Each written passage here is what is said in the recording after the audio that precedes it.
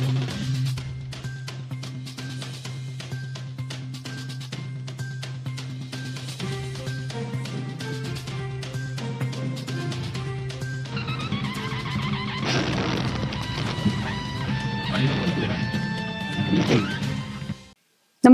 आपण पाहता हिरकणी न्यूज.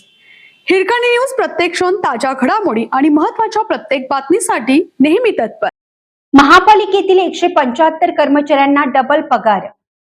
महापालिकेत पगार वितरण प्रक्रियेत झालेल्या हयगईमुळे प्रभाग समिती क्रमांक 2 मधील 175 कर्मचाऱ्यांना डबल पगार मिळाला. त्यांच्या खात्यावर सुमारे 43 लाख रुपयांचा पगार दोनदा जमा झाला. चूक लक्षात येताच प्रशासनाने तात्काळ हालचाली करून 170 कर्मचाऱ्यांना जादा केलेली रक्कम परत मिळवण्यात यश मिळवलं. महापालिकेचे सुमारे 40 विभाग असून 2200हून अधिक कर्मचारी कार्यरत आहेत. प्रत्येक महिन्याला विविध विभागाकडून लेखा विभागाकडे पगार पत्रके सादर केली जातात.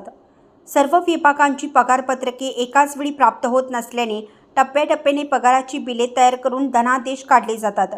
या प्रक्रियेदरम्यान प्रभाग समिती क्रमांक 2 मधील 175 कर्मचाऱ्यांचे पगार पत्रक एकदा समाविष्ट झाल्यानंतर ते पुन्हा एकदा सादर झाल्याने त्याच कर्मचाऱ्यांच्या पगाराचे धनादेश दुसऱ्यांदा काढले गेले.